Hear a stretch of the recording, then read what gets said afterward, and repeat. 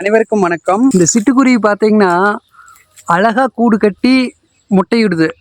பனை மரத்தில், ஆண் மரத்தில் அதிகமாக கட்டு. ஏன்னா இதில் தான் யாரும் ஏற மாட்டாங்க அப்படிங்கிறக்காக இதில் தான் கட்டு.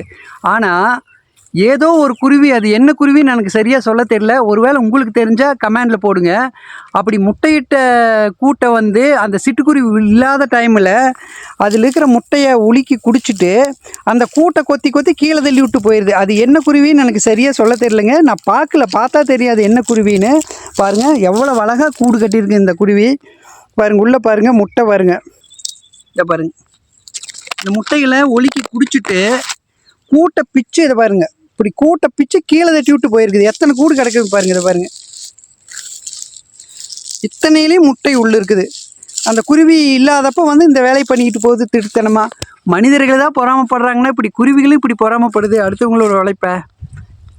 இது இயற்கையா இல்லை தீனியே இல்லாமல் இந்த வேலையை பண்ணுதான்னு தெரியல.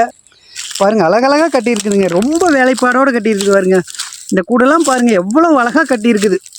இந்த கூட்டுக்கே அது மெனக்கெட்டு கட்டியிருக்கு. எவ்வளோ அழகாக கட்டியிருக்குன்னு பாருங்கள். கீழே குஞ்சு உழுகாமல் இருக்க இன்னும் கட்டிக்கிட்டு இருக்குது. அதுக்குள்ளேயே அந்த குருவி பிச்சுட்டு போயிடுச்சு. முட்டையை உடச்சி குடித்த அந்த குருவி எதுக்காக இப்படி கூட்டுகளை கீழே கொத்தி விட்டு கீழே தள்ளி விட்டு போகுதுன்னா, அடுத்த முறை வரும்போது அந்த குருவி ஏமாறாமல் இருக்கிறக்காக இந்த வேலையை பண்ணும் போல இருக்குது. இந்த திருட்டு வேலை பண்ணுறது எந்த குருவி அப்படிங்கிறது எனக்கு சரியாக தெரியல. ஒருவேளை உங்களுக்கு தெரிஞ்சதுன்னா கமெண்டில் சொல்லுங்கள், நானும் தெரிஞ்சுக்கிறேன். நன்றி.